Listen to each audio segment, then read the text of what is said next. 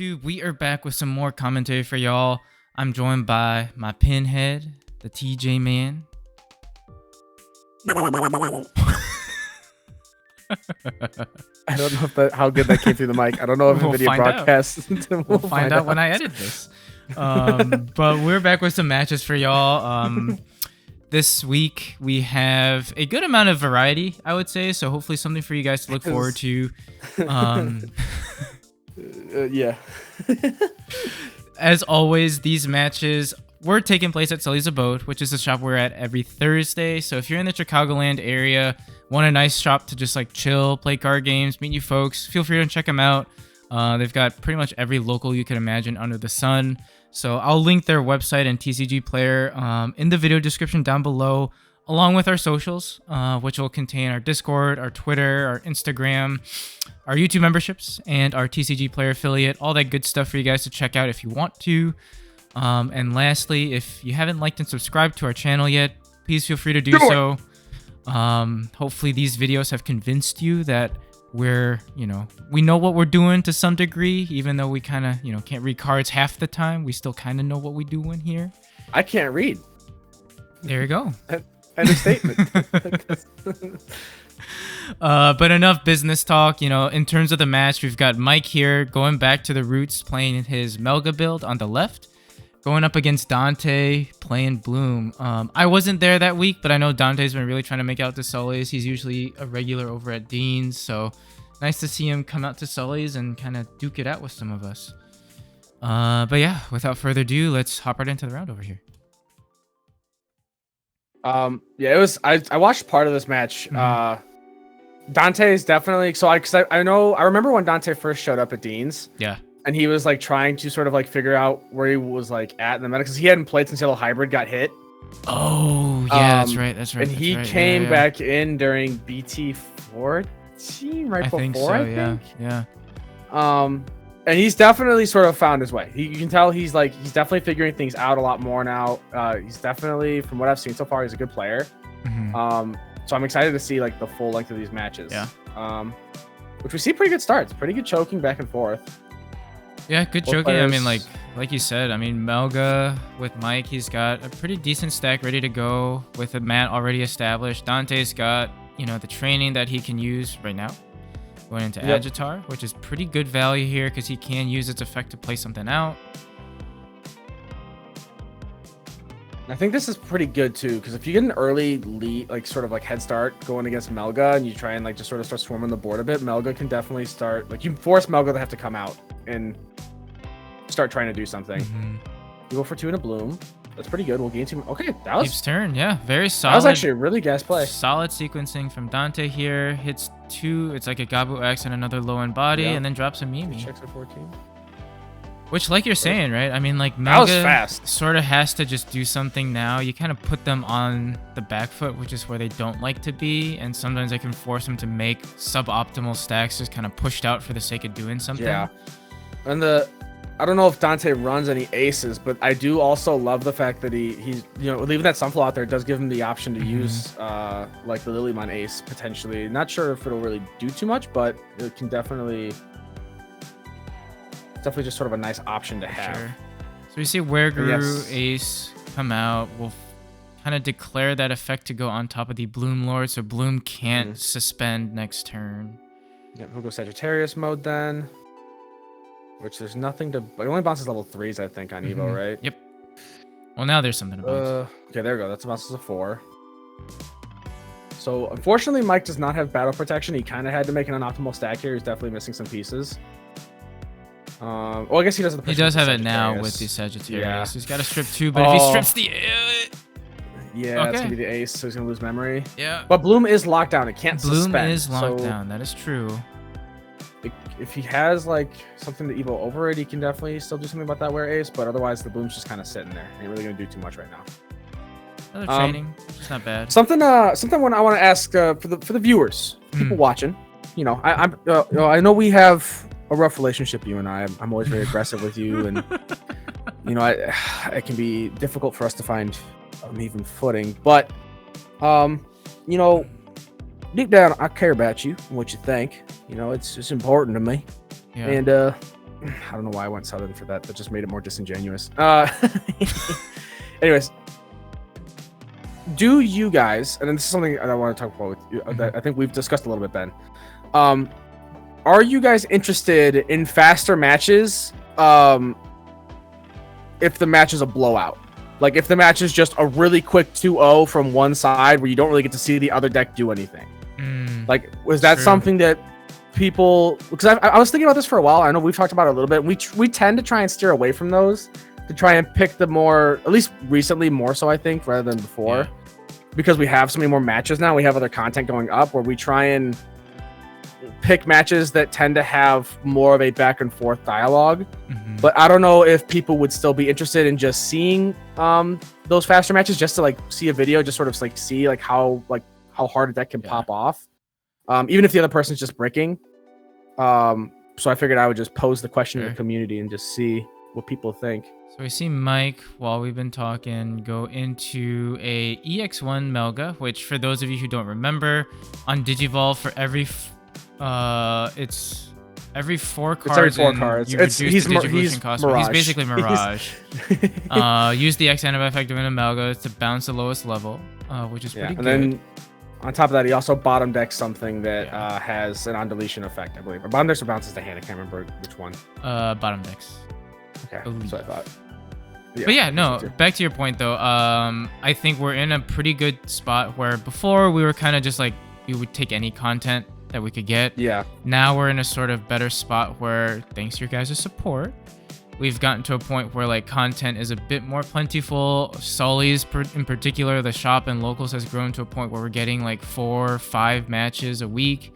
So we have plenty of content. And then we've got Dean's as well, which is now getting consistently like 4 rounds. So we have a lot of matches to filter through. So if there is any sort of like, you know, like TJ was saying, if you'd rather see more like quote unquote optimal dialogue matches, let us know. If you'd rather see everything just to get more matches in, let us know. We're happy to see what we can do for you guys. Yeah. Well, and we'll still try and pick things that we think people will be interested in seeing, like decks that we haven't really featured much on the channel and stuff like that too, to that point as well. But over here we see Dante. He went into a Sunflow to play out a Toga. By using the training, then used the Togemon's effect to suspend itself to play out a Yoshino for a cost of 1. Since he now has 3 suspended bodies, it's still only 2 checks. Does hit another training, which is a bit unfortunate, but was bigger than the Melga, and Melga not having any more protections, Mike decided to let it go. Yeah. And I think honestly, Dante is a pretty good spot right now. Go to Agitar for reduced cost because he has a Tamer. And Melga already being live, he doesn't get the bounce effect, so bodies are safe right now. Does Palmon reduce cost on Evo? It's the It wouldn't be the Sunflow wouldn't activate there because it should be the Palmon. It should be the Palmon. I can't remember what Palmon's hair was. I think so. Yeah. It's been a minute. Yeah, it does. Okay. Yeah. That's what I thought. Just want to double check. We see Mike here warp into the Melga. He used the training to make it a reduced cost of 2. So it does kind of lock down 3 of Dante's bodies here, which is pretty nasty. Yeah, it's big. Particularly in a deck like Agitar, now his effect can't proc. Really just locks down Dante for a turn, which does allow Mike to maybe do some control shenanigans. Because of the Pseudomon Herald, because he added a card to hand, he is bigger, so he will swing over the Bloom to delete it. You know, the interesting thing about this too is we've talked about this before, where Melga doesn't really have much of its mid-range, but we see Mike playing a lot of mid-range right now, which I think he's just kind of forced to like respond to Dante, but it's working for him. Like he's actually controlling the board pretty well.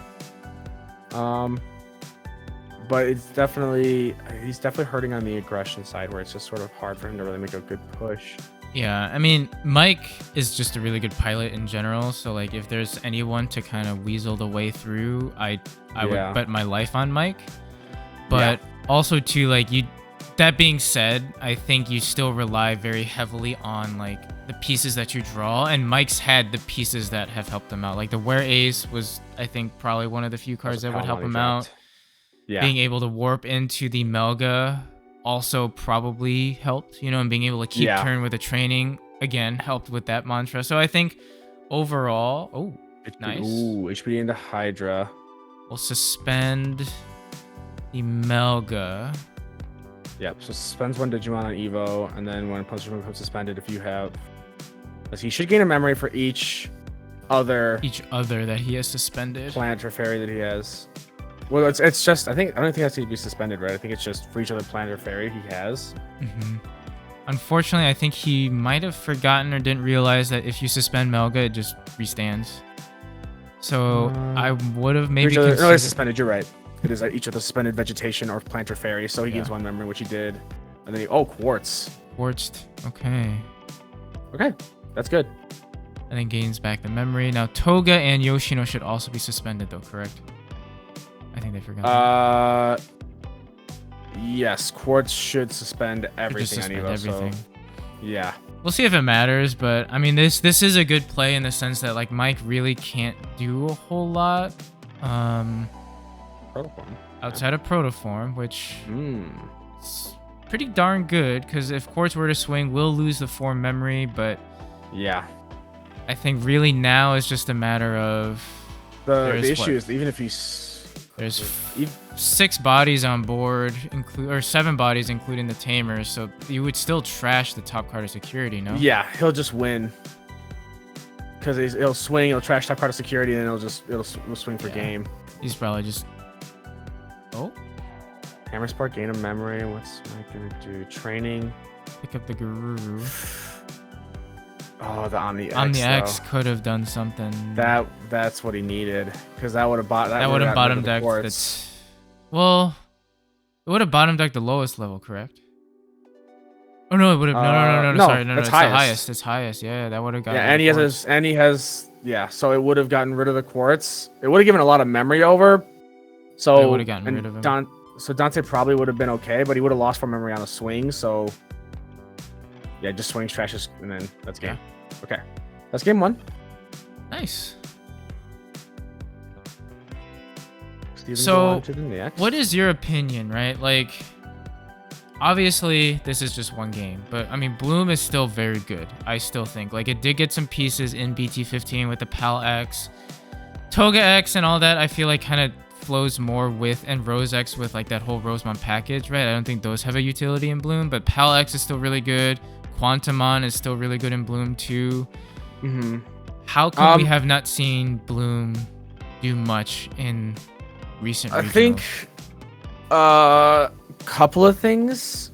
First thing is that Red Hybrid outpaces it and just bodies it so heavily. Yeah. Lovia also I think the problem is that Bloom is a deck that wideboards and plays a lot of Digimon and Tamers by effects. And when you have decks that are running Crimson Blaze all over the place, you have decks that capitalize on your opponent playing Digimon by an effect. Bloom just gets stuff. Yeah, Bloom gets punished very easily, and then Bloom is also a deck that is very prone to bricking because it has to run so much top end. And it's also a hard deck to like pilot too, because you have like there's definitely like you can start your turn and have like a numerous different plays that could be way more optimal than the play you may actually choose to do. Sure. So I think that all sort of hinders in a way. It makes it a lot harder to like consistently play on top with it, you know, unless you like are wholeheartedly playing that deck and only that deck to the point where like you breathe it. Right. Pretty decent start by Mike. He's really just kind of establishing his stack and utilizing the Gabu X to pick up pieces. Now goes into Guru from BT-15 to play out the mat. And oh my god, the 2 1-0s in one stack. This is a line. Yeah, this is a hell of a line that he's climbing up. The draw 3, pitch 2, gain a memory. Gain another memory off of mat. Jesus. Yeah, which now he can just start going for aggression already. Yeah. If he has my. Oh, and the 1 of 2. This is a 1 of stack central. And he has 2 layers of battle protection. Oh, but he'll go. Okay. I think because he didn't have a lot of pieces in trash. I think he's probably just playing a little safe. Because I mean, he's got 3 cards in trash, so he could have at least done one swing. Yeah. All right, well, we do go swinging in for 2 checks. Battle protection needs to come into play, so there we go. And then hits a cherry, so he's good there. So he has extra 1k from the Suno. Goes into the BT-9 Where X to restand. We'll do another 2 checks. Hydra, so bottom decks the last remaining 2 as his last set of battle protections. Yeah, that's his last. Yeah, that's everything. Well, no, he still has the Sagittarius protections as well. Oh yeah, that's true. Forgot about Sagittarius. So he's still in a pretty good spot. He just can't. I don't think he can keep turn. Oh wait. And then goes into hard Melga. Yeah, I think that's fair. Melga X on suspend, gain blocker. That's, I mean, then chokes. That's a turn. Dante to 2 and once again. And now we see, you know, Melga do Melga things. Melga do Melga things. I still think that the Gabu X could have been unrestricted. Personally, I think that was too much. Yeah, I think that was a little bit of overkill. But though, I mean, this is, you can see why Garurumon X Anybody was definitely was hit, because I mean, that was insane. Yeah, that was insane. It's so much cycle, and like, I mean, admittedly also too, like he saw every part of the line that he needed to do this play. And he had so much search on this turn as well. Right. But it consistently does that more and more, which is just, it can be problematic. I mean, to be fair too, like he started the turn with a Gabu. Yeah. And climbed all the way up. All the way. And dropped a mat just for shits and giggles. Okay, so the cherry can redirect into it as long as it's suspended. So, like you said too, honestly, like Dante's been playing really well. Like, yeah, like you said too, Bloom is not a deck that is easy on the eyes in terms of like if you've been. Well, oh, wait, never mind. I'm thinking of something else. So he'll swing. So we'll swing. He will draw off inheritables, tap Matt to gain 2. Will redirect it into the cherry. Which, I mean, regardless, I feel like he's still in a really good spot, because I mean that Sunflow, as long as you can choke to like even just like 2, like really. Well, he's gonna go to 3. Yeah. So then like you're not really gonna be able to do much just with 3 memory and just the Sunflow.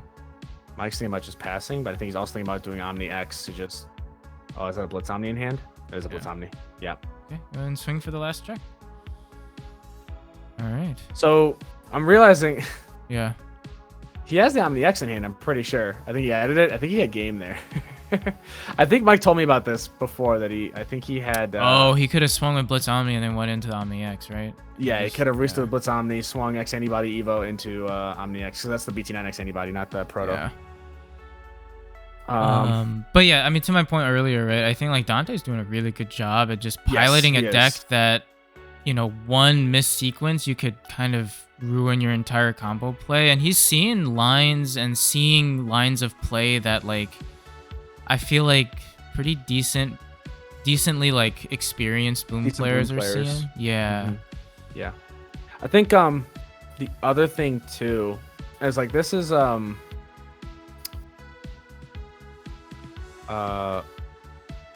was I gonna say? I had a thought and then it left me. It'll come back to me. Never mind. It'll come back to me later. We seem to suspend Agitar though. Play off a Toge.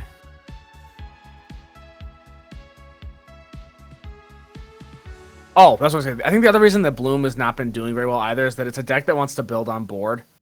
Where it tries to have that big explosive turn, but if it waits too long, it loses game sometimes. And then if it tries to build on board, sometimes it's just punished for it. That's the other thing it kind of struggles with, because there's so much control in the game now. Oh. And while Bloom can wide board like crazy, there's a lot more control in the game to this point where they can very easily kind of get around stuff. For sure. Yeah, we just see Blitz on me, just swing for the game there. Okay. Nice. Game 3. Love our game 3s. Yeah.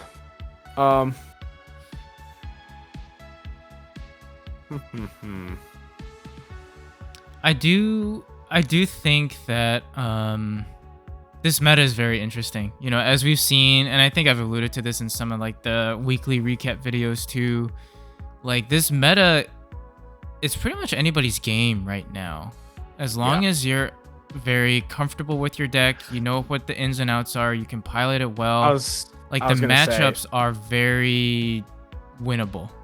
Yeah, there's a lot of like surprises. Like you'll definitely see just a lot of like, what the hell, this deck won, or what the hell, this deck made it there. Like I feel like we've been seeing that more and more recently. I think part of it's also we're gonna be in this meta for a while, so people are gonna be cooking with some weird stuff. Yeah. But it's funny you say that, because I think during the regional on Saturday, just this past Saturday, well, we were pretty busy, but one of the few moments I was able to watch, I think Digipanda and Kavinsky both agreed, like, which shout out to both those guys. Yeah. Both agreed that this meta is so, like, there's so many viable decks in this meta right now. There's so many viable decks. Like I while stuff's kind of crazy, I genuinely think that this is maybe one of the healthiest states we've had the game in a long time. Which is nice. Yeah. It's pretty cool. Because it keeps things way more interesting, and there's just so many just like weird things running around right now. And I think that's just something that kind of happens with card games, right? Like as they get older and we get more pieces available to them. And like all these like, archetypal decks get more like sort of tech choices. That was really good. That was actually really good. But it's really cool to see how the game is evolving already. Nice. We see him going to Sherry. Really nice. For those of you who missed it, Sunflow to play out Toga. Toga suspended to play out Yoshino for 1, but then used Pal X's Inheritable to gain a memory when a Tamer is played, and then kept turn to play Sherry. What the hell, Mike? So I think I just walked up behind Dante as this happened. I'm pretty sure. Because I think that's my shadow that's on the side of Dante that just walked in. Because I remember walking up and... what does that card do again? So on Evo, it trashes... I thought it trashed a source or something. Or it's when attacking, you trash a source. Let me double check. Well, we're attacking. Oh, it's the one attacking. It's BT-1. So one attacking, gain 3 memory at end of turn, lose 3 memory. Sorry. What the heck, Mike? So it's just to go even more all out with play extension, which is, I mean, it works with anybody really pretty well. It does, yeah. The only problem is that you're gonna lose 3 memory at the end of your turn, so you have to you have to be really careful how much memory you send over. But we see Mike's clear board here, which is really good. Yeah. He's going to give Dante a good amount of memory, but Dante not having anything in back ready to come out is rough. So just play the max. It can be rough, but I think also 2 will pass over 3, so it does go to 5. If Dante can see a line, though, and like get pieces established, it could be a scary turn as well. Because he already has his Yoshino and a training. If he can establish a hand and get like all his pieces in line, it could be good for him. It's just a matter of if he's going to be able to see what he needs to see. Oh, interesting. Yes. Play the Lala. Top 3. Grab the Hydra. That could be big. Which could be very big. Especially with a training in hand. Just depends on where you can go from here. We're going to see. He'll have a cost reduction as well on further Evos. Mm-hmm. Okay. 40, Sunflow. Evo. Okay. Use Sunflow effect to play out another Sunflow, tapping Yoshino to gain a memory. Yep, that's smart. And then that other Sunflow can reduce the cost of an Evo as well. Right. Oh, he's got a Quartz in hand too. He does have the Hydra, which is going to be good. Goes into Agitar, which will let him draw off of the... just draw off of Evo, but he can use Agitar to suspend the Sun... Oh. Okay. Gonna go Hydra. Suspend. Hydra will suspend the Sunflow. Draw. Should gain 1 memory, and since he's got 2, he should be able to bottom deck the Melga, I believe. Yeah, end of turn. Yeah. Nice. End of turn, if you have 2 or more suspended Digimon with Vegetation, Plant, or Fairy in one of his traits, return one of your opponent's suspended Digimon to the bottom of its owner's deck. So that was good. That was and you literally read it right there, right? Like Dante had enough stuff on board, he had enough memory where he could just perfectly make that comeback play. I'm not an expert Boom player, but I've delved into the grass. You played a lot. You played a pretty good bit. You know what Mike, I mean. Looks like Mike's just sort of breaking on a line. Oof. Okay. Yeah. Bit of a rough line in the back there. We know that Dante's got a Hydra, so if he... Or not Hydra, sorry. Quartz in hand. So if he can start cooking and wideboarding, Yeah. You know, So that could make a very scary quartz and just like really just shut down Mike here and then, because once that one swing happens, he's not gonna be able to do anything. And this is where things get scary, where when you let Bloom have a turn and their bodies stay on board and they're allowed to go further across the wide end. Yeah. So Agitar will suspend, play out. I think that was a BT-13 Sunflow that he played. Yeah. Gain a memory off of the Agitar for the other one suspending, and then a memory off of Yoshino. And he's got a Bloom in hand too. Jeez. He could do a whole lot of damage here. Potentially, just to see how he wide boards. Yeah. So if he can go even wider than this. I think the problem is if he had a rookie, he could have gone into. Yeah, it goes into Bloom for 2. Okay. Restand. Gain 2 and then I'll suspend. Yep. Go ahead. And I think you swing for the 2 checks. Yeah. Nice. Checks 14 lives.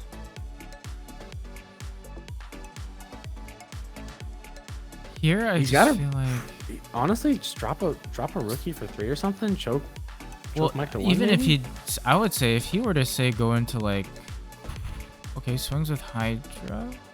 Yeah, I think fine. Here. Yeah, you called it. Just choke to 1. I would have considered maybe. Yeah, it was a cherry. I would have considered a quartz play, but honestly, cherry's not bad either. You know, being able to just redirect an attack. Yeah, a quartz. And then every time like Mike will suspend as well, Hydra will pass over, what, 2 memory. I think the issue with quartz is that I think Dante has seen that Mike has Omni X and everything. Yeah. In deck. And so if he leaves it in a position where that thing is able to swing, there's enough memory to do that. And do some, I think it's just kind of risky. So he'll go the secret Melga here and just lock the board down. Also, as a note to viewers, I believe we're in time at this point during the rounds. So we see Dante push up. He's got a hell of a board state, but his bodies are locked. And I think this was turn 2. Yeah. So he has to win here, right?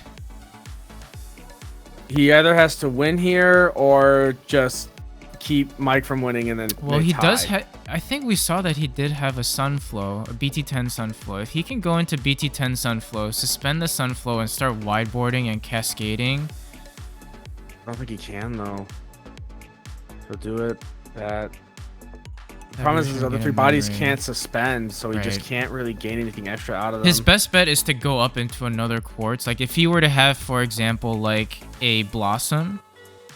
Oh, okay. Goes Quantum. So Quantum. So for people that aren't sure, because I think this is the first time we've actually had Quantum on the channel. Yeah. So people that don't know, so it's 1 Digivolving. By placing 1 Digimon on top of its owner's security stack, reveal all of your opponent's security stack cards, or security cards, and place 1 card among them on top of your opponent's stack. Shuffle the rest and return them to the security stack. Then start of your opponent's turn, you declare 1 card category, then reveal the top card of your opponent's deck. If that card is declared is of the declared category, this Digimon isn't affected by the effects of that card category for the turn. And then return the revealed card to the top or bottom of your opponent's deck. Yeah. And so Dante did that. I believe he bottom decked the Secret Melga so that Mike couldn't do any other weird shenanigans with it. And like that was I mean, because I think Dante saw that he didn't have a way to go for game that turn. Everything except for that BT-10 Sunflow that he had on board suspended had, you know, it was either hard played so he couldn't swing or couldn't suspend. So he just opted to just sort of go for the draw, which is completely viable. So that's how you do it sometimes. I mean, good back and forth. You know, and that's not something we typically will say. You know, in a matchup that has Melga, which, like you said, Melga tends to stay in the back. You kind of OTK and do Melga things, but I mean, we saw both players. Like you said, game 1, Mike had pretty good like mid-range control and poke damage and sort of that like low to the ground sort of play. And then Dante had really good Bloom plays and was just really, really good at sequencing things and was able to respond when Mike had stuff going on. So I had fun. It was a good match. Yeah. But yeah, hopefully you guys enjoy this match as well. Thank you all for tuning in as always. Once again, feel free to check out our socials in the video description down below. And hopefully we will catch you on the next video. Thank you all for tuning in, and we'll see ya on that flippy flip. Bye-bye.